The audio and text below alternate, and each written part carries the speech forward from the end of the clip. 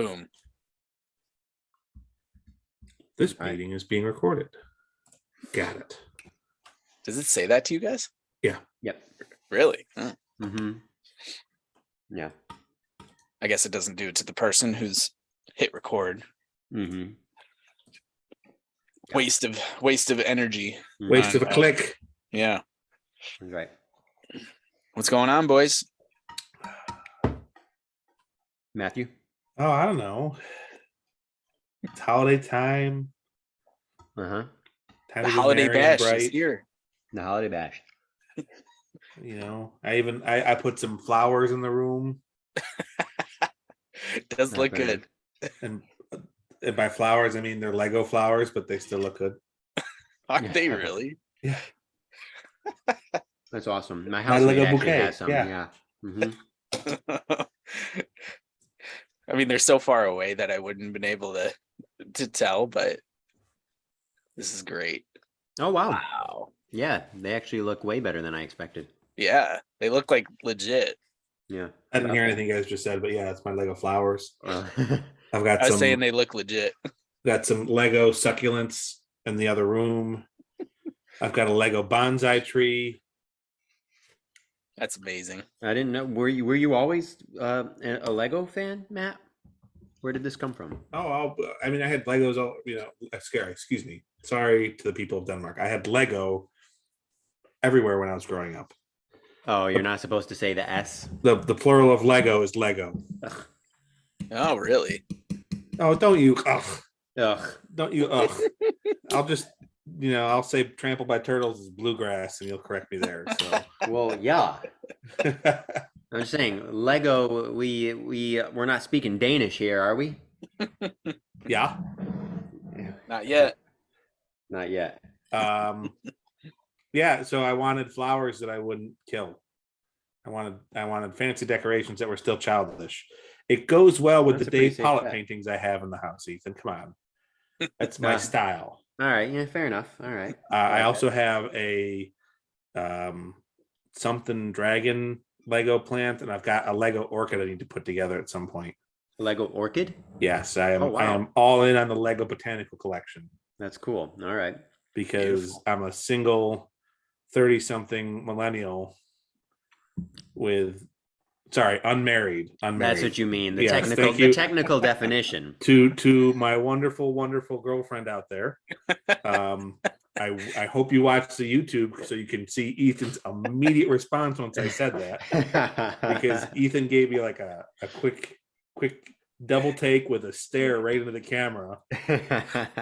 But yes, what I meant to say, when you file your taxes, you are single. I am a unmarried 30-something millennial who, despite his best efforts, didn't spend all of his disposable income on beer. So I tried spending it on other things too, concerts and Lego, I guess. So I think it's great. Mm-hmm, definitely. Yep. Matt, did you get any feedback from anybody on your monologue last week? Not really, and I'm still alive, which means one of two things: either the Swifties haven't found the podcast, or they have and they're plotting. I mean, that's. I think they're probably plotting. Yeah, I haven't gotten hate mail or I'm trying to think what they could do, ripped up cat toys in my mail or something. I don't know. Doesn't everybody get the recommendation that the person who we read the review about last week got? Listen to Two Jocks and a Slub on YouTube. That's right. Yeah. You guys seem like good friends. Yeah. So apparently none of our pool of listeners is a extreme Swiftie or outside. Oh no, I'm saying like our listenership is full of fucking diehard Swifties and they're plotting. They're just they're being very diabolical. I think we have thousands of Swifties out there who are just plotting and scheming. How are we going to get back at Matt Root? Diabolical. For that Great bullshit, word. Great word. Yep. So I've got a fierce guard cat. So everyone stay away. The podcat is a guard cat. Hey, he sent a vet tech to urgent care. That's right. All 7.5 pounds of him did. So yeah, he's full of piss and vinegar when he wants to. Love it. And catnip when he doesn't.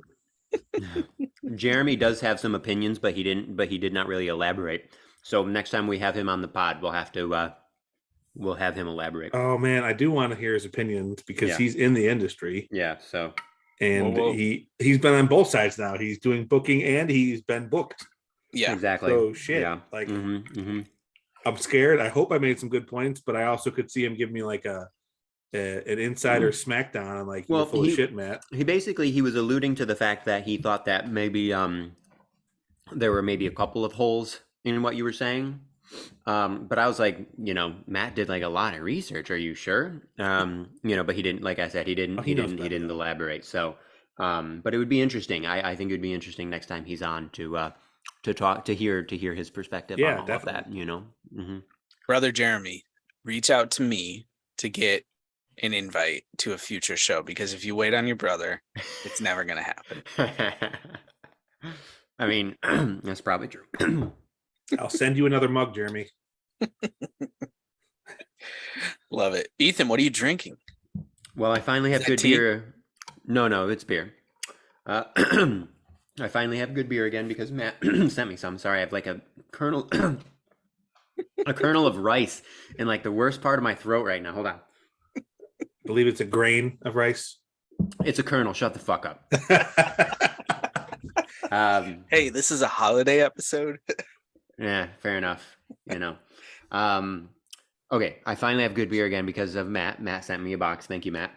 I take back that I just said shut the fuck up to you. It's okay. Double dry hopped broccoli is what I'm having tonight from Other Half. I know I've had broccoli from their broccoli before. I don't know if I've had the double dry hopped, and I don't remember the last time I had any of them. So, thank you, Matt. Yeah.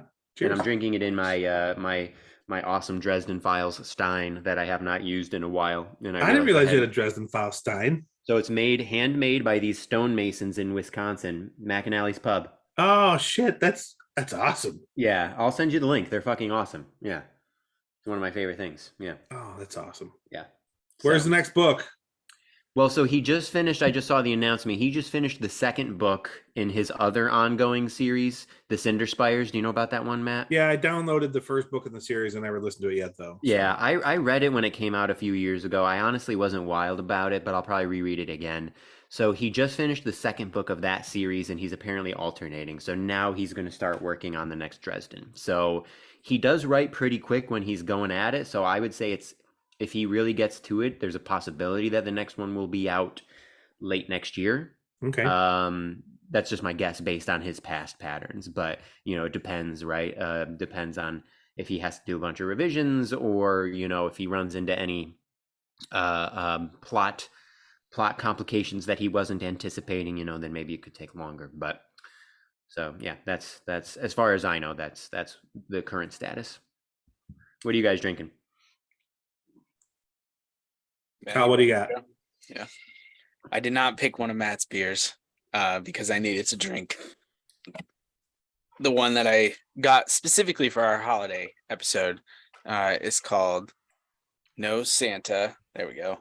By Sloop. Sloop, yes. Wow. Oh, nice. Man, it's That's uncanny. good. Yep. Uncanny. Sloop is in Beacon, New York. Okay. Right? It's or near Montauk Falls. No, Beacon. It's near Beacon. It's Hampton, New Hampton, or Junction, New York. There we go. Right? Yeah, Junction, New York. Let's see. That's like maybe the town over from Beacon. Right? I gotta be right on this. Yeah, you gotta be right. Check it out. It is in. Where is it? They said there's one in New Hampshire too on the back of this. Oh, they got a brewery up there. Yeah. Sloop. Well, while you're doing that, at East Fishkill. So yeah, in Hampton. Yep. So it's about 4 minutes from Beacon. Oh, so yeah, you were right. Yeah. Nice. Of course. If there was ever a game show where you had to identify beers and breweries with like extra facts just based on seeing the label for like 1 second, I think Matt would be like the world champion. I mean, it's that your fucking memory, your insane memory. Yeah. Yeah. I mean, there's a lot of beer though out there. I'm just saying, there's a lot of beer I haven't drank, but which is hard to imagine. But yeah, Sloop's pretty good. They make a beer called Juice Bomb. Yeah, I've had that one. Really tasty. Yeah. And then they made like a mandarin orange juice bomb right around Thanksgiving. It was like $10 for a 6-pack, 12-ounce cans, but still, like, for as great a hazy IPA as it was, for $10, I was like pumped. That's like, amazing. This is great beer. Like, I wish it got down here more because I'd buy that more often. Yeah, and I don't repeat buy beers a lot. So yeah.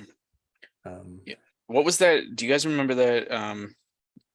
Ethan, we used to watch it when we lived together. It was like on SNY, drunk. Oh my God, the trivia show. It was like sports, I think. Yeah, right? Drunk Money sounds right, actually. Yeah, like I totally forgot about that show, but there could be the beer version though, where you're getting drunk and having to answer these beer questions. That would be what Matt would win. Yeah, absolutely. Yeah. See that as a future podcast episode. Just saying. I like Maybe it. have a spin-off. I like it. Right. Drunk what do you beer. got, Matt? So I grabbed 2 beers from a Secret Santa package I got. Both from Fiden's Brewing up in Colony, New York. So this one's called Blueprint. We don't like Colony, by the way. Just because you lost a baseball game there. Well, not there, but to them. Oh, okay. Yeah. Oh, see, we lost our Mickey Mantle game in Colony. Okay. When we were at States. But anyway, yeah, Fiden's is great. I think, Ethan, I've sent you a couple other cans. Delicious. And as I was drinking a couple last night, 2 nights ago, I was amazed. Like, every beer they do is just delicious. Like, it's constantly hitting, which is impressive these days. So yeah, that was really good. I wish they were closer, but maybe it's a good thing they're not, because I would be buying too much of their beer. So thank you to my Secret Santa out there. Appreciate it. Love it. You guys want me to go through some quick housekeeping and then do our holiday stuff? Yeah, let's do that. Okay.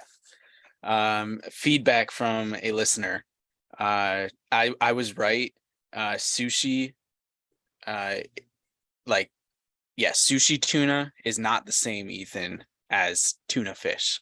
Well, so there's like sushi grade fish for sure.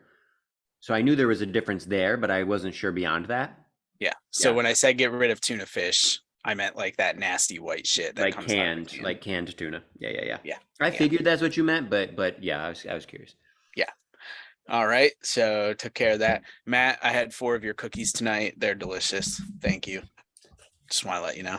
I just warning. I mean, I had to make them. Like, normally Papa Root steps in and does that, but I had to make them this year. They were good. Yeah, I've had some too. I'm improvising, right? And I don't have the main ingredient anymore. So we had to think on the fly. Fucking Hershey. Jesus. I know. Christ. Damn it, Hershey. Yeah, you know what they're making this year instead? Cream cheese chips. No, I don't want cream cheese chips. I want my mint chocolate chips. That sounds disgusting. Yeah, that's weird. Yeah. So for all those listening out there, they are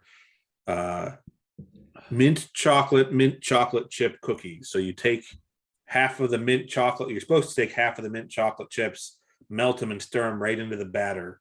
And then you add the rest of the mint chocolate chips, and you get this like super minty, fudgy cookie. And they discontinued my secret chips. And you can't just use the Andes bits because those are half cream and half chocolate. They're like green shit in there. So I can't melt them down, or else it just looks like I don't know. I don't want to say something too inappropriate, but it looks just gross. I'll tell you guys later what I was going to say. So I had to find a dark chocolate mint bar that I could melt down and mix in, but no one makes dark chocolate mint or chocolate mint anymore. Everyone makes like mint cream filled or mint crispies, because I've gone on this rant before too. The cocoa industry has been under fire for a long time, and candy companies are looking for more and more ways to not put chocolate in candy. So that's why you see stuff like anyone ever see the Reese's the Frankenstein's Reese's Cups. Anyone remember those? They are green on the bottom and chocolate on top with peanut butter in the middle. Well, guess what? That green on the bottom isn't chocolate. It's cream. Huh. Also, you notice even Hershey's cookies and cream or white chocolate bars aren't white chocolate anymore. It just says white. Hershey's white. You know what that means? There's no cocoa butter in it. It's high, or it's oils. So Holy shit. Wait, why? yeah. What's the deal with this? Why? Cocoa is getting more and more expensive. Oh, and due to climate change, it's getting harder and harder to make and grow. So well, that candy sucks. companies are looking for any way possible to try and use less chocolate in their confectionaries. Wow. So, for example, the last new candy bar Hershey release was Hershey's Gold. There's no chocolate in it. It's like almond and pretzel and brittle bits in a cream bar. What else? Reese's just did the all peanut butter cups, which is like a peanut butter cream on the outside with peanut butter on the inside. No chocolate in there, guys. Like they're every single way they can try and think of to get chocolate out of the chocolate bars, they are, because of the expense and the scarcity. Well, this is an opportunity. It's very depressing that this is an opportunity. Maybe those people who are still on the fence or who are anti climate change, maybe this is how we can fucking get inside their thick ass heads. Do you really want to live in a world where chocolate is scarce or just not to be found at all? Is that a world that you want to live in? Well, it's going to be even worse than that. And they're saying this is going to start in the next decade, potentially in the next 5 years. It's another bean that starts with a C. Oh, yeah, that's probably even worse. Coffee, guys. Yeah, that's probably even more universal. The climate for coffee, and all you hot bean juice drinkers out there are going to be really screwed because the government, this week, was predicting within 5 years they're going to start seeing scarcity in the coffee market. Like, not just higher prices for product, like shit. This is harder to find. So unless they can come up with genetically modified plants that can grow in slightly different climates, or have a way to increase output, you're going to see problems with, part of it's consumption of coffee is going through the roof too, but there will not be the supply to meet the demand in the next decade. Well, I'm just saying life without coffee and chocolate is not worth living. So, well, I'm just going to jump off a bridge if that happens. Hey, Ethan, I'll make my pitch now. Drink Monster Energy. Matt's already getting paid. Monster's already looking ahead. They're like, this is our chance. And they're already like paying people out there. Yeah. Oh yeah. It's I didn't tell you about a new podcast sponsor. They send me a case of Monsters a month. Give me that pallet, baby. I'll take it. All right, boys. Sorry about that little diversion there. Sorry, one quick thing before you move on, Colin. The other thing I was going to say, Matt, do you have an Aldi near you? Yeah. Okay, they sell like a German brand of chocolate called Moser Roth, and they have like mint chocolate bars that are just like chocolate bars that are like mint chocolate. So I don't know if those would do the trick or not. When I went and bought the chocolate last year, I actually was looking at Aldi's for that because that was one of the ones I was trying to find because people actually were selling it on eBay because and I was like, that's Aldi's brand, but I couldn't find it locally. So I ended up finding this Icelandic dark mint chocolate at Whole Foods. And I bought like 6 bars last year. So I'd have and that must have been like $600. Wow. I think it was like $25. So yeah. Uh-huh. Plus the Andes chips that I had to source on Amazon. These are the lengths I go to get cookies in your bellies, guys. Yeah, holy shit. Really impressive. Yeah. And then I fucking cooked them too long, baked them too long. My batch tasted good. Oh, what was the deal with I meant to ask you, the piece of bread? That has to do with like texture? Freshness. My mom said that she was always told that throwing a piece of bread in there helps with the moisture in the bag, helps them from drying out. That's what I thought it was. I wasn't sure. So that's why I don't know if it does anything or not, but I gave you guys the end pieces. So yeah. Maybe there's a lucky duck in their local park who wants some bread or something. I don't know. Yep. Or if you want some mint flavored end piece, you guys go right ahead. Delicious. Because that's the other problem with those cookies is anything you put near them tastes like mint. Love it. Okay. Sorry, Colin. No, you're good. I appreciate the cookies, and because I appreciate it so much, and this is a holiday episode, and we're in the spirit of giving, I did do some research. I did not do all of the research, but I do know the National League teams who have never won 100 games in a season. I do not know the ones that have only done it one time, like I had for the American League, but there are double the amount of teams in the National League that have never won 100 games before. So what's that mean? 4? One of them is probably the easiest guess in the entire world. And the other ones I think you could get to pretty easily. But even looking at some of the, well, I won't give too much away yet. Let's see if you can guess the 4 franchises in the National League who have never won 100 games. Okay, so here's what I'm curious about. When you said the easiest guess in the world, I had one team that came to my mind. Matt, did you have a team that came to your mind? Yeah. I want to see if we thought of the same team. I thought Marlins. Oh, I thought Rockies. Colin? You're both right, but I was thinking Marlins. Okay. Okay. Nice. Even though the Marlins have 2 World Series victories, right? And those are the only 2 seasons that they've won 90 games. Yeah, God. In their franchise history. What a garbage fucking franchise. Okay, so we already got 2 of the 4. Yep. Okay. This is interesting. All right, the others. Let's see. Diamondbacks, or did they? No, with in the Randy Schilling years, did they won 100? So, yeah, I think it was one of those years. No, actually, it was 99. 1999. They won 101 games or something like that. Really? That was before Schilling and Randy, or at least before Schilling. I think. Schilling, I think. Maybe they had Randy already. They definitely had Randy. That was Randy's first year because he got traded in 98. Oh, that's right. Pirates. Very close. The Pirates, I think, are one of the teams that have only done it one time, and it was like in 1909. I was gonna say that's shocking. They've been around so long. I figured they did it a few times. Wow. Yeah. And the National League is interesting too because there's more legacy teams than there are in the American League, obviously, and so you're going back to like 1870, like whatever. The Cincinnati Reds were like the Cincinnati Red Stockings. Yeah. So it does probably skew it a little bit, and I could probably look at like more modern, like maybe 1903 to present when the American League was formed. But I'm pretty sure the Pirates were only one time way back in the early 1900s. What about the Brewers? There's another one. Okay, so that's 3. 3 out of 4. Yep.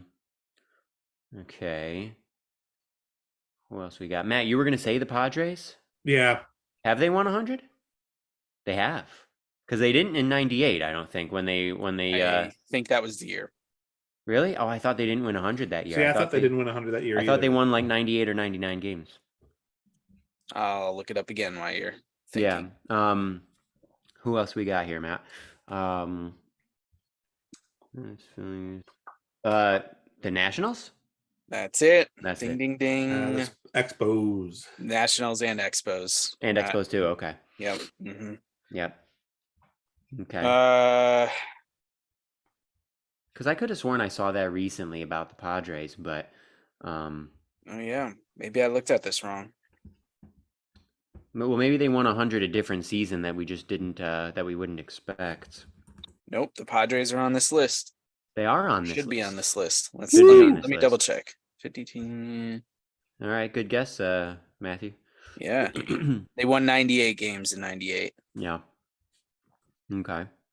I don't know how I missed that. Yeah. I thought it was going to be. I had to actually. Like the first time, I was bored, and so I was like, all right, let me just like literally go on Baseball Reference, and I went to every single, all 15 teams and in just American scrolled, League. right? And then I was like, from the NL, I was like, if I just Google like who hasn't won 100 games, will it give it to me? And it kept giving me who's lost 100 games in the National League. I'm like, that's not what I want. Yeah. So I had to actually go through them all again, but I must have missed the Padres. So there's 5 teams. 5, okay. Yeah. Man, it's been a lot of mediocrity for them. I'm looking. I mean A few solid years, but I mean mediocrity I feel like is the norm yeah, I guess in consistent probably all mediocrity. sports. Just like it is in corporate America, you know? Like it's hard to be the Yankees. It's hard to be Amazon. It's hard to kind of rule the world, for lack of a better phrase. An extended period of time. Right. Yeah. Yeah. Yeah. I'm fighting every urge that I can to break into Tears for Fears right now. Ethan does not get that reference. No. What's Tear for? What is it again? What is that? It's so good. What is it? Everybody wants to rule the world. Oh, it's a band. You don't know Tear? What? Yeah. How have you never heard of them? I mean, I've heard the name before, but I couldn't remember like what they were. 80s sensations. An English pop rock band formed in 1981, associated with the new wave synthesizer bands of the early 1980s. Get that synth out, baby. Okay. Cool. Yeah. All right.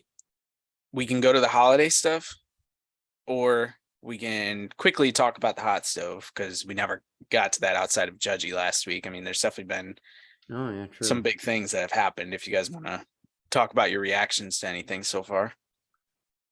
For me, the interesting thing is just that it seems like, I guess it shouldn't really be that surprising, but it's interesting to note over the last several years, the trend here that all of the young superstars, if they took like 4 or 5 year deals, they could probably get like insane annual values, especially if they're free agents young and they signed a contract from like age 26 to 32 or 24 to 29 or shit like that. Mm-hmm. Right? Like some of these people could probably get upwards of like 50 million on like a short-term deal like that, but it seems like these guys just want to get locked up for their whole career. They just don't want to have to worry about it. Turner signed 11 years. Obviously, Correa, we just found out, 13 years with the Giants. He's going to be 40 at the end of the deal. We obviously know that Harper and Trout signed 13 and 12-year deals, respectively. Judgy just signed a 9-year deal that's going to get him to 39. It's just really interesting. They just want to get locked up and not fucking worry about it for like the rest of their career, which I can see why. I guess I just I guess I didn't necessarily, I wouldn't have expected that. I don't think, if you had told me 10 years ago, I would have thought that like A-Rod and Pujols were not going to become the norm, that people weren't going to want to go for those huge the length that often. Yeah. It makes me think what Marvin Miller would have thought about this, because in some ways it makes total sense, right? Like, it is plenty of money. Lock yourself up, get your family situated. Like, 100%. It makes all the sense in the world. But from strictly a business perspective, what Marvin Miller and that union fought for so long to continue to eat at that pie of the owner's money and the revenue that they bring in every single year, it's almost in a way like they're suppressing their own salaries by doing this. I just truly wonder what he specifically would think of all of this. And like, is it Tony Clark still who's head of the union now? Yeah. And his leadership and some of those things, because it definitely seems like free agency is a completely different tool than it was even 10 years ago in the game. But it's certainly not the same tool that it was, the first 25 years of its existence, or whatever you want to say. Yeah. It's a lot of times the people who are free agents aren't even really the best players, and that was always the Yankees like cash cow right there. It was like, all right, let's wait till they're free agents and then we'll just go get other teams' best players. And that's they lock them up now, whether it's the Padres doing what they did, the Braves doing what they did, the Angels locking up Trouty. Like, the best players aren't getting on the market anymore. Yeah, it's really interesting. I mean, what if you got really quiet, Matt? Yeah, I think you busted your mic when you were singing. Oh shoot! How do I sound now, gentlemen? Still quiet. Okay, how about now? Still quiet. Wow. What if you unplug it and plug it back in? Yeah. blow on it like a Super Oh Nintendo yeah, game. or yeah, exactly like that. Yeah, yeah. You blew it out with your beautiful Tears for Fears. Beautiful. Ugh. Oh, there we go. Little better. Yeah. That sounded a little bit better. It at least like picked up your voice pretty well. Man, I hope I didn't break it. That's better now. That's better. Yeah. Okay. Well, let's see. Let's see about now. That's pretty good. I think it was good. Yeah. Okay. Better? Yeah, better. All right. Thrilling content there, everyone. Sorry. Think about it this way though. Like what if they had like a Joe Theismann type injury? Like what if next year Correa blows out his knee? Like True. Like bad. I totally understand it. Yeah, that makes sense. I get it. Yeah. Like, absolutely. He's making a lot. I mean, a good example, Prince Fielder got paid. And good for him. Now he did come to some agreement with the Rangers, right? I think so. The Rangers or the Tigers, I can't remember now. It was the Rangers, I think. They had an agreement where I don't think he got everything. So he helped them out a bit. But I mean, basically they said you can't play anymore. Yeah. Which is a shame. Yeah, he was only like 32 or something. Mash and taters. Finished with the same amount of home runs as his father. Yeah, which is pretty funny. Yeah. They didn't get along, right? They were enemies. Yeah, I don't know if they've enemies, ever made up, but yeah, they didn't have a great relationship. Oh wow. Okay. Yeah, so it just I guess the one thing I'll say is the biggest difference between the first years of free agency and now is that soft salary cap, that luxury tax. If your name's not Steve Cohen, you kind of worry about that. Yeah, Matt, tell us what you texted us the other day. So yeah, the Mets now are projecting to be at like $353 million for their payroll as of now. That's aside from the ancillary moves they make or people. And Steve Cohen is now in the 90% luxury tax threshold, meaning he's going to pay something ridiculous like $74 or $76 million of competitive balance tax next year. So his total outlay is going to be at like $418 million or something ridiculous like that. Oh my God. He's going to pay next year. Holy fuck. So wait, how is the payroll that high? I know Verlander and Scherzer are both going to make 43 million. Lindor. Lindor. Nimmo. Okay. Yeah, Nimmo got a solid deal, but he's not making like 30, is he? 30 a year? It's like 8 years, 160 something, I think. Okay, so they're 20 that pitcher a year. Out of Japan. Right. Yep. what's Marte. his face? Alonso? Is Alonso making a bunch? Alonso, I think, is still in arbitration. Okay. Yeah, I think he's arbitration. Starling Marte, that was another deal. Like, I mean, just 300 and whatever million. My God, how do you get up there that quick? And like, I still stand by. There's a couple factors here. The amount of money that he's going to have to pay will get to him because he's a greedy ass billionaire and he doesn't even if it's just a penny to him, he'll Scrooge it. He does not want to do it at the end of the day. But I also think there will come a time where, let's say the Mets, win 100 games again this year and they get knocked out in the DS or something like that, and a floundering 90 win team wins the World Series or whatever, like with a $150 million payroll. Like, are the Mets going to be like, yeah, let's keep bumping up that payroll and do exactly what the Yankees did back in the early 2000s? Like, are they just going to keep jacking it up and trying to sign as many people as they can just for the money and completely decimate the organization? Like, it's because at some point that shit will start to have a domino effect. So I just wonder, like, will it be psychological? Will it be the owner starting to Scrooge it and penny pinch?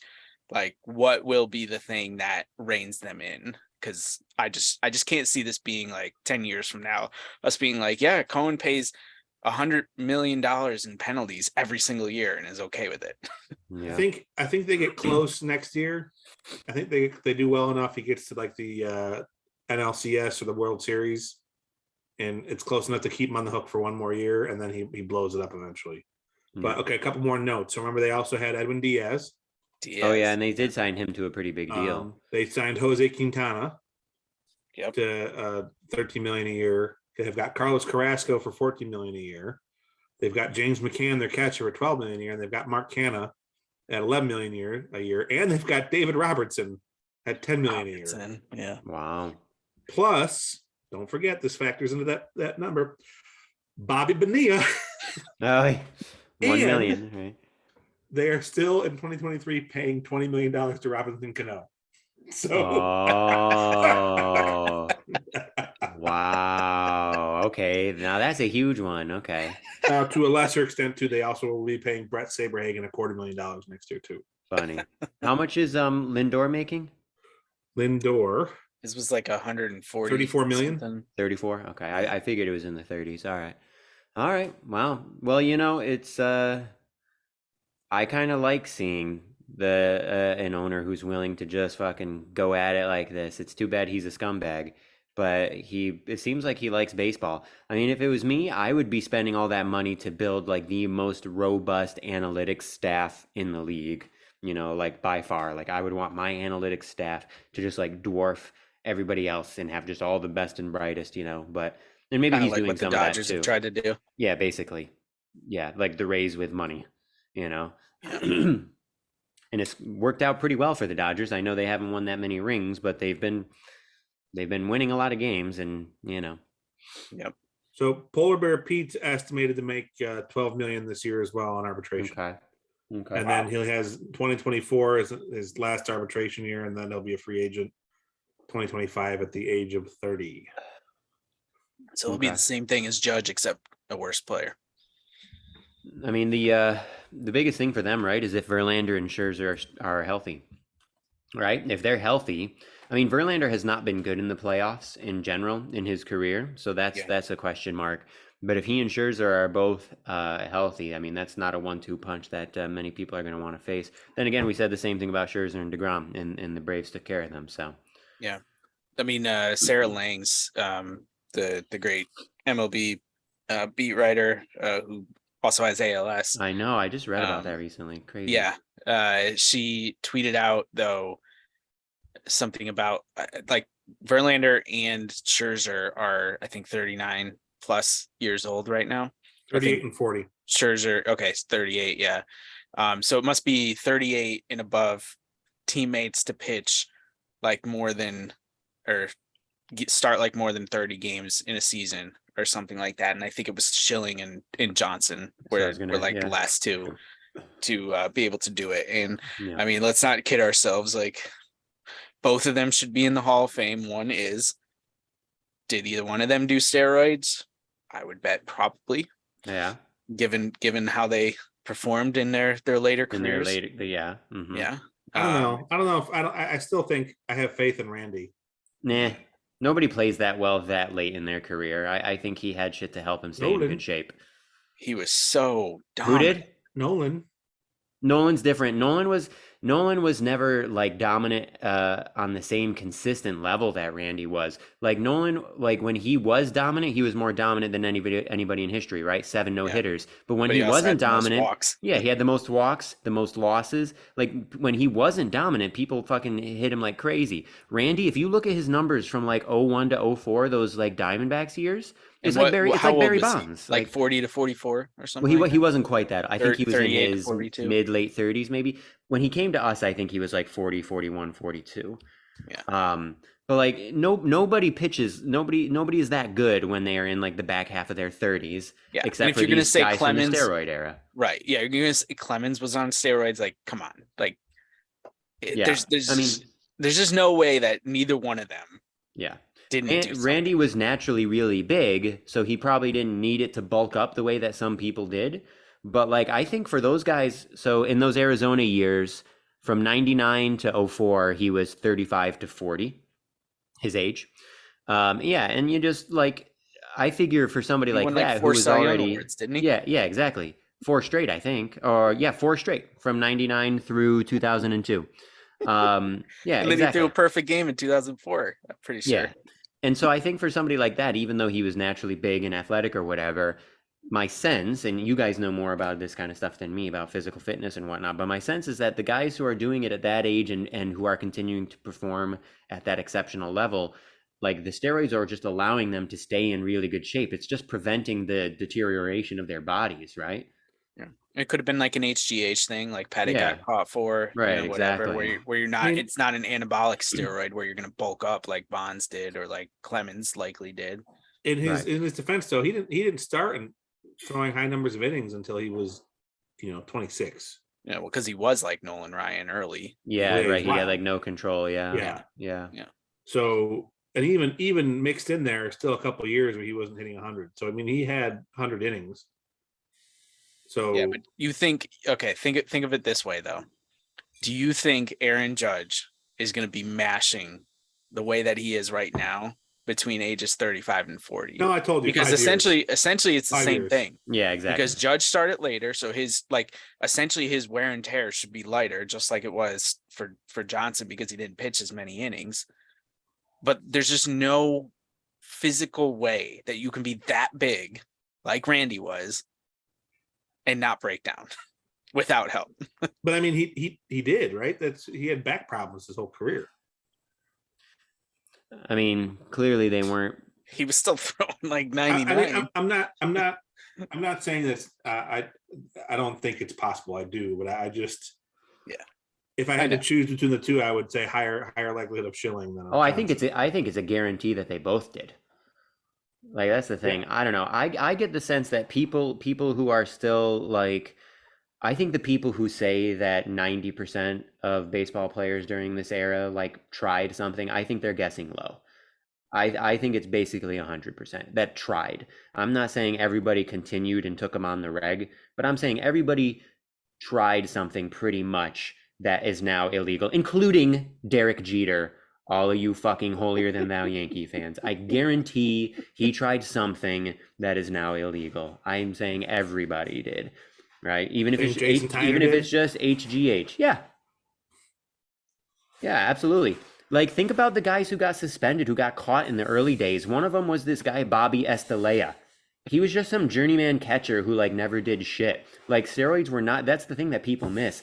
Steroids were not a guarantee to make these guys really good.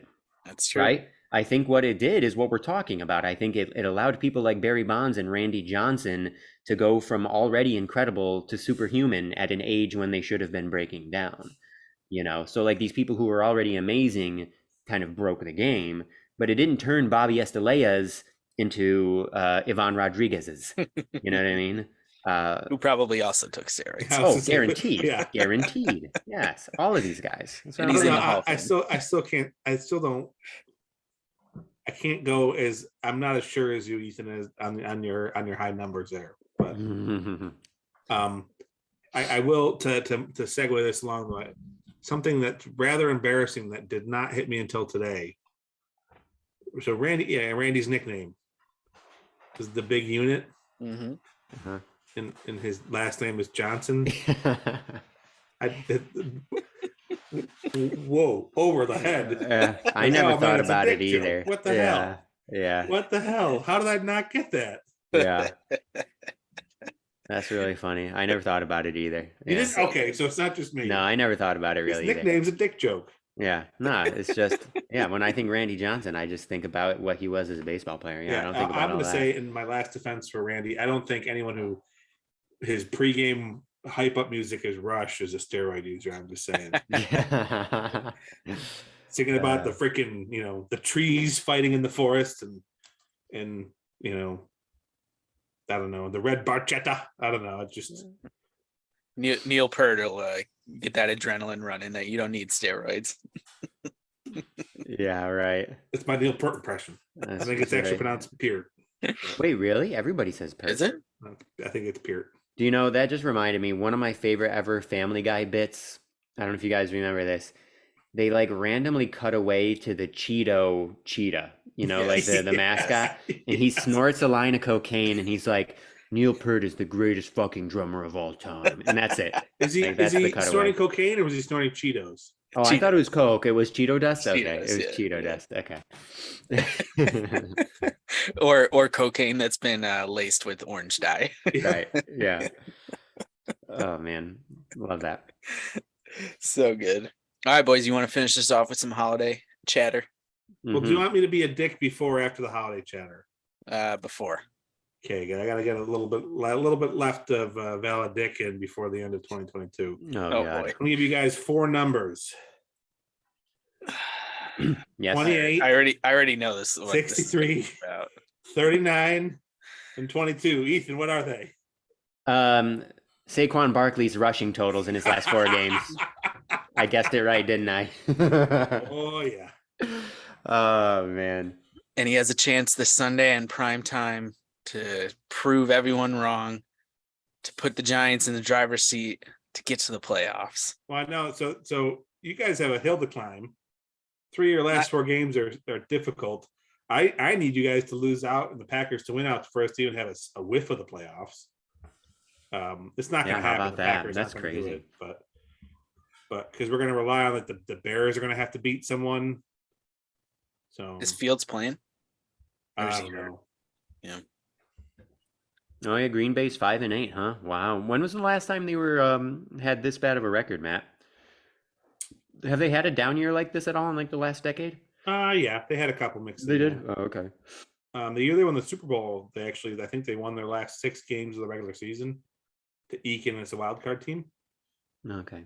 Yeah, because of the Giants. Yeah, whatever. I'm. It's true.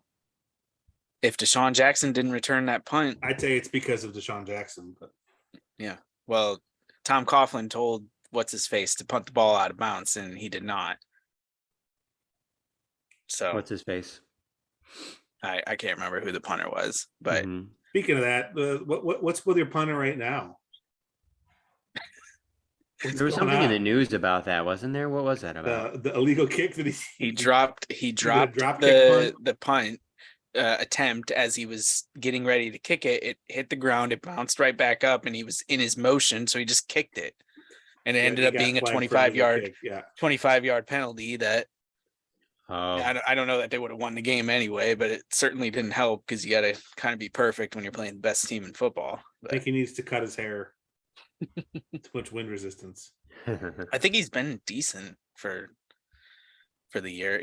Punters and kickers don't show. They're like closers. Like, you don't think about them until they do something wrong. Like if they're doing well, you never hear about them.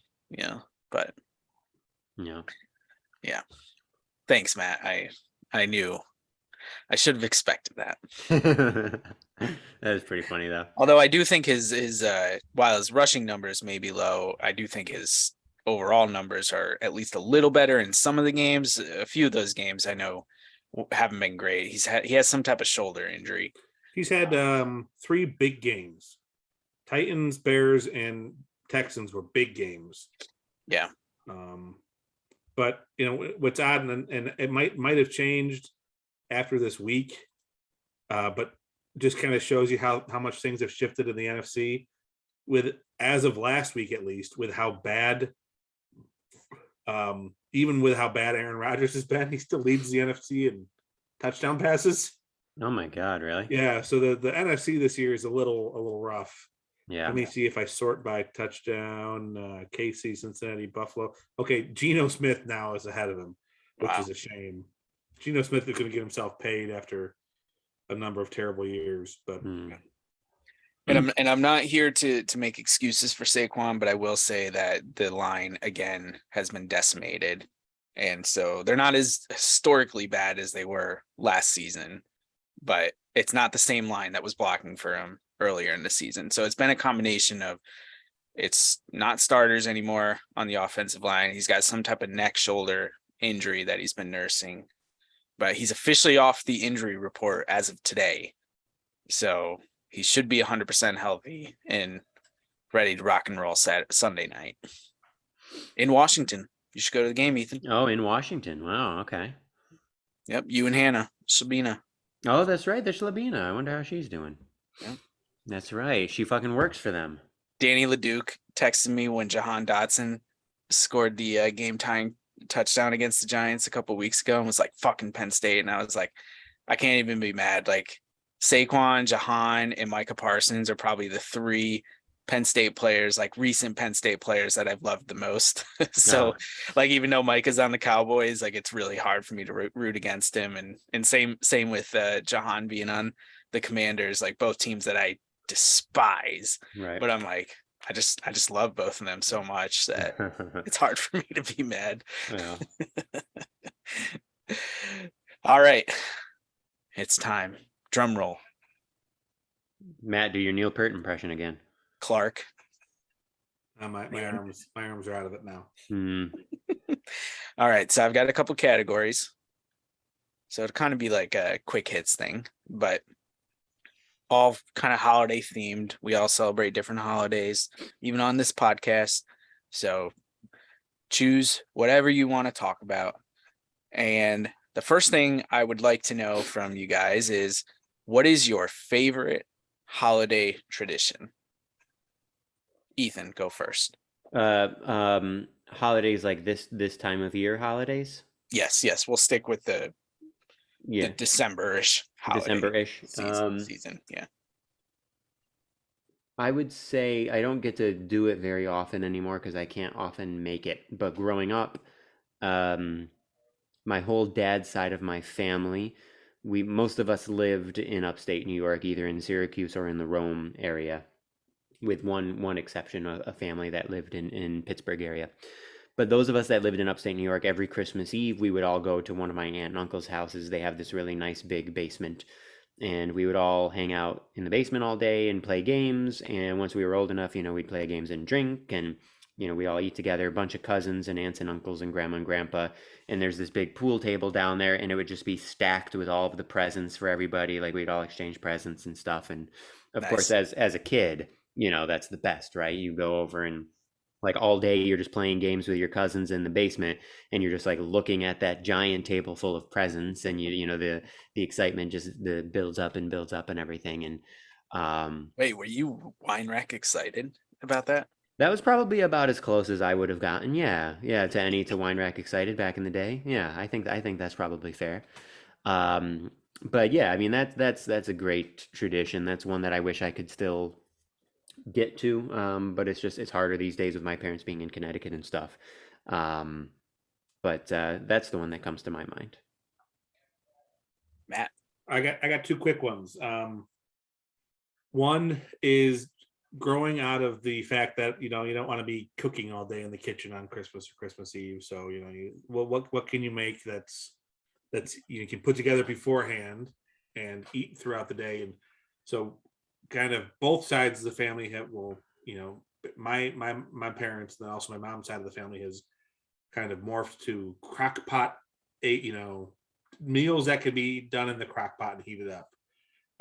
So like Christmas Eve, my uncle would make gumbo every year, and like there's just so much stuff in there, just okra, shrimp, seafood, potato, I don't even know, sausage, gumbo. Yum. My aunt makes stew. Sometimes it's venison stew, sometimes it's just beef stew. And my mom makes this Tuscan soup with bacon and potatoes and sausage and kale, and it's delicious and cream sauce based and terrible for you and delicious. It has kale in it, though. What? It has kale in it, though.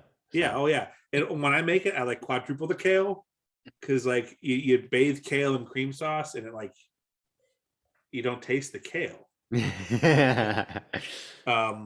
And then when my mom started doing like chilies on Christmas, so we had chili Christmas, and one year she made 3 different kinds of chilies, nice. Which is like white chicken chili and a Tuscan chili and a regular chili, and put it in a crock pot, let it go, and it's delicious. Nice. You want some, just go up, roll right up to it, put it in your bowl, get some cheese, you're good to go. It's a good system. And then kind of morphing out of it, started as like, holy shit, I've got too much beer in the cellar. So I'd bring a bunch home to drink with my dad and my brother. And it's become a Christmas tradition. Stout Christmas is now a thing, where all of the root men will bring dark and luscious beers that are perfect for sitting around and drinking on a day you're doing nothing and going nowhere. Yeah. And we'll just drink as many as we can. And those are all like fucking 14% too. 14 or higher. or higher. Some of them are getting higher these days. Wow. Oh yeah. I mean, I've got a barley wine in the base right now. It's 21. Holy fuck. Yeah. But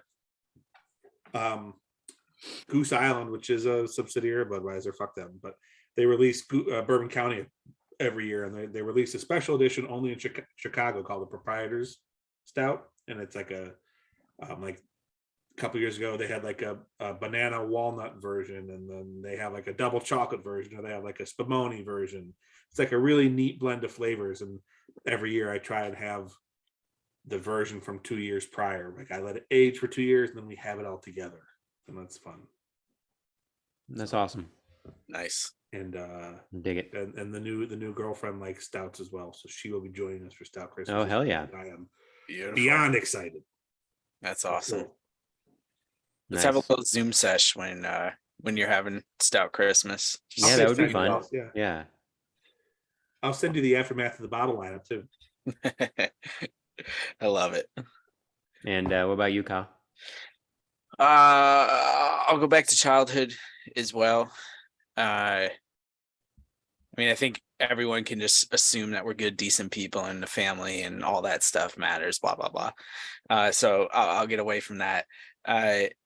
For whatever reason, I loved the cookies at both my grandparents' houses, which comes as no surprise now, knowing how much I love cookies. But like, there were Italian cookies at my dad's parents, and then my mom's parents, just like regular chocolate chip cookies all the time. And for whatever reason, they just tasted better. It was the holiday spirit, I guess, or whatever you want to say. But that's always, I would just run to, I knew where the cookies were in both houses, and I would just go there as soon as I could when we got into Scranton. So nice. Good. Yeah, good stuff. All right. Next topic. Favorite holiday movie, Matt? For the longest time, we watched A Christmas Story at my grandma's on Christmas Eve. And I think that kind of morphed into Elf. And I know that's one that everyone likes, but I giggle like an idiot watching that movie. And I love it. Okay. I haven't seen very many movies in general. I'm more of a TV show guy. Can I give a TV show answer instead? Yeah. Favorite holiday episode of a TV show? Because South Park does amazing Christmas episodes. It's hard not to go with those. If I had to pick a movie, let me say one movie though. Oh, actually, hold on really quickly. Big Mouth also does really good holiday stuff. They did Nick Kroll, right? Yeah. They did a Christmas episode on either this most recent, I think 2 seasons ago. And it's amazing. But I'm going to give a shocker really quickly. So I haven't seen very many Christmas movies. But one famous Christmas movie that, believe it or not, I actually really like. I haven't seen it in a long time, but I always enjoyed it, is Love Actually. Ethan Ertz likes Love Actually. I know. And this was even before I was on pills. Even before pills, I enjoyed Love Actually. There was always a tiny part of me deep inside that enjoyed sentimentality. So but I haven't seen enough. Like Christmas Story, I haven't seen that. I haven't seen like Miracle on 34th Street, any of those like really famous classic ones. I don't think I've seen any of them. The other one I'm thinking of that I do love is the cartoon Grinch, of course, and the famous the famous Grinch song, Stink Stank Stunk, the greasy black peel. What's his name? Irving Thurl Ravenscroft or something, right? Yeah. Also, fucking amazing voice or amazing name. Amazing name, yeah. So that's a classic. But yeah. Kyle? Yeah, mine's all the Grinches. I love the original, the Jim Carrey, and then the more recent animation, 2018, I think it came out. Oh, I should see that one. I haven't seen that man, I couldn't get into the Benedict one. I love Benedict, and I just couldn't do it. Yeah, it's a different story than, I mean, they're all different in the sense that obviously the original is just like quick, straight to the point. And then Jim Carrey's version is very, I was talking to Toddy about it the other day because we watched it and she loves it too. And I was like, it's so it's so over the top Dr. Seuss. It's crazy like how extreme they went with it. Probably like some agreement with the Seuss estate to produce that movie, since there hadn't been a full featured film done in his lifetime, and he was, I think, dead for 9 or 10 years at that point. But the newer one is really just off script. I mean, it's still got the Grinchy, stuff in it or whatever, but I think it's pretty funny. Keenan, his character, it cracks me up. Oh, Keenan's in it. That's cool. Yeah, he's like the goofy neighbor that does all the lights that the Grinch hates and, and everything. But yeah, it's a heartwarming story. Like the Jim Carrey one is more about finding out like why the Grinch is the Grinch, and then this one is more about Cindy Lou, who trying to do something really nice for her mom, who is a single mother of like I think there's 2 or 3 of them. There's twins. There's 2 twins, and then Cindy, and the mom is actually Rashida Jones, which is really cool too. So it's a cool cast that does all the voiceovers, but it's definitely a different story. But I love them all. Short shout out. Electric Six does a great cover of "You Are Mean One, Mr. Grinch." Wait, really? Oh, really? Oh, that's cool. They did it for the AV club. That's so good. Oh my god. Gonna have to look it up. Yeah. I mean, it's not actually a great cover, but I love it because I'm an Electric Six fan. Right. That's putting it mildly, yeah. All right. Speaking of songs, maybe this was Matt's. What's your favorite holiday song? You go first, Colin. Bruce. Santa Claus is coming to town. Ugh. So, okay, short aside, I was at an antique store with the girlfriend, and we were walking around, and I thought it was Bruce. I just thought it was an alternate version for a while, but then we heard more songs. They must have had like a Christmas song parody album, because they had a guy who sounded remarkably like Bruce singing "Santa Claus is Fooling Around." It was about like Santa Claus doing all the wives around town. Oh, that's funny. Oh, it was great. But it was like a number of Christmas song parodies that were really well done. Yeah. Yeah, I had never heard that before. That is amazing. Yeah. I mean, obviously you guys know I love Bruce, but there's like the extra sentiment now that was the song that was playing during our wedding reception when Santa actually came out onto the dance floor, and we had all the kids there and got presents for them and everything, and I know they loved it. Well, the ones who weren't afraid of him. Full disclosure, thank you for asking me to be Santa, but I was afraid I'd be way too drunk by that point. I did not want to do something terrible. It's a lot of pressure. I get it. Have I told my Santa story on the pod? That was the time. Do you guys know my Santa story? Not Maybe. off the top of your head. You maybe know it, but not off the top of your head. All right, I'll tell it really quickly. This is one of the classic stories from my childhood. There are a couple, I don't remember any of them, but my parents have told me them, and there are a couple that are pretty good. This is one of them. It's funny now knowing me and knowing how much of a hardcore atheist I am, and how I love to shit on everybody's closely held, cherished beliefs in every possible way. But when I was a kid, I believed just completely, fully, wholeheartedly in Santa. Loved it, right? And I don't know how old I was, but I think certainly for my mom's taste, who is Jewish, it had gone on way too long. Maybe I'm like 7 or 8 years old. I don't know. But what my parents used to do apparently is they would like hand me a catalog. I don't know if it was like from Toys R Us or something, maybe, from back in the day, some sort of catalog, right? And I would like circle stuff that I wanted, toys that I wanted and stuff like that, right? And apparently we got to this point this particular year or whatever, and one of my parents, probably my mom, was like, that's a lot. Like, I don't know if Santa's gonna be able to bring you all of that. And I was like, oh no, I've been really good this year. Like Santa's gonna bring it to me. I've been a good boy. Like, it's fine.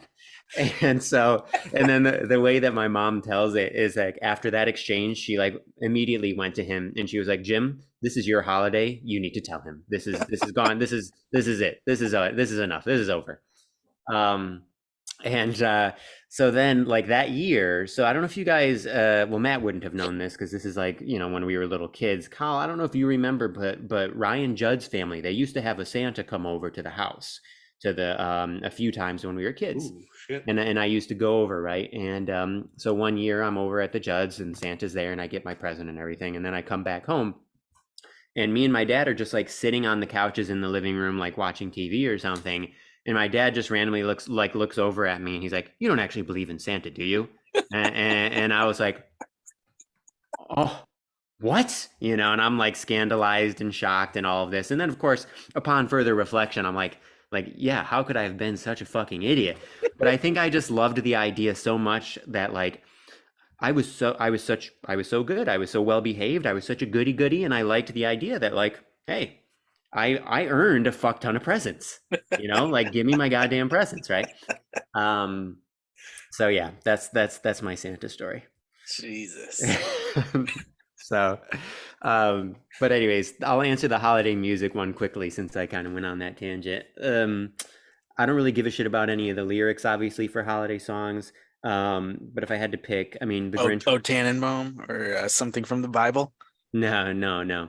Although interestingly, one of them I think is biblical. But so I'll say Mr. Grinch because that one's awesome. But I really love, musically speaking, God Rest You Merry Gentlemen and O Come, Emmanuel. Those are two of my favorites, really, really beautiful. I also love Good King Wenceslas. And I also love Sleigh Ride. Bum, ba-da-dum, bum, bum. You know, I love that one. Specifically the orchestral version without the singing, but I like the singing too. Definitely agree with O Come, Emmanuel. That's one that still gives me goosebumps. Yeah, it's gorgeous. Yeah. So I've got three, and not really not favorites, just ones I really enjoy. As much as it bothers me because of how much it's played, I love Feliz Navidad by Jose Feliciano. Oh, funny. But sometimes if it's playing too much, I'll think instead of saying Feliz Navidad, he's saying fleas on my dog. Or also, side note, I saw something on the internet the other day of a guy had gone through his town, and every time there was a banner or a billboard that said for lease, he wrote Navidad underneath it in spray paint. I thought it was great. Also, really side note, I think I like Feliz Navidad more because of this story about Jose Feliciano. If you guys get a chance, watch the original 1960s or 70s version of him singing the national anthem at a Detroit Tigers game, because it's the first time people think there was actually a stylized version of the national anthem. Oh, I know, Ethan, you hate patriotism, the national anthem, but holy shit, did he do a good job. Like, it sounds great. I love how it sounds. Okay. I think it's wonderful. He got booed, probably because he was Puerto Rican and probably because it was not, national anthem. Right. But the Tigers did bring him back 30 years later and had him sing it again as an honor. They didn't bring up the fact that he got booed. Yeah. They just brought up the fact that it was historic that he did that. It's great. I really would recommend you guys listening to it. That's cool. Number two, Electric Six also covers a song, but Father Christmas by the Kinks is a good song. I don't know, Ethan Collins heard it. Ethan, I don't know if you have or not. I don't know if I have. It's the chorus is Father Christmas, give me some money. Father Christmas, give me some money. Don't mess around with those silly toys. We'll beat you up if you don't hand it over. Anyway, it's good. It's good. And then if you want to go really, really silly, The Night Santa Went Crazy, also covered by Electric Six, but by Weird Al Yankovic. Okay, all right. I got to check is that also out. Very well done. It's about Santa getting fed up and roasting all his reindeer with a flamethrower and killing all the elves. So yeah, nice. those are some good ones. All right, love it. All right, boys. Well, I think the holiday bash edition has come to an end, and with that, our recordings in 2022 have also come to an end. We will not be recording again this year. We may be back the first week of January, dependent on if I have a little daughter or not. 2 daughters or one? Yeah, right. That is keeping me busy. We'll keep you posted. But you guys want to give any shout outs before we go? I've got one. Does the name Jack Smith ring a bell to you guys right now? Nope. How about this? Jack Smith, the U.S. Attorney General appointed by Merrick Garland as special counsel to investigate former President Donald Trump. Okay. Also, Jack Smith, Liverpool High School alumni from the 1980s. No fucking way, really? Yeah. I saw that today. I was like, holy fucking shit, that's awesome. Wow. So he graduated from Liverpool in 1987, and now he's investigating President Trump. Oh my God. Wow. Syracuse.com did a quick profile of him today. Read it, because I saw all of the articles about him. He was prosecuting war crimes at The Hague, and this guy's pretty cool. This guy's pretty awesome. I didn't realize until today that he came from our high school. Yeah. Holy shit. Why is he not on a wall somewhere in that building? Holy shit, that's awesome. That is nuts. And wow. yeah, Jack Smith. Bill Johnson. Jack Smith. Well, that's what I was gonna say. Yeah. The Magaga people will be burning the place down if Yeah. That's right. Okay. Go Jack Smith. Go Jack Smith. Yep. Nothing for me. Happy holidays, happy New Year, all that. Wow. Okay, I'm gonna take over. I'm the podcast speaking on behalf of Ethan, and give me extra catnip for Christmas and meow meow meow. Meow, meow. Much better. I had 2 strong beers. I'm a little Love it. All right, boys. We'll see you in 2023, and Penn State will be Rose Bowl champs by then.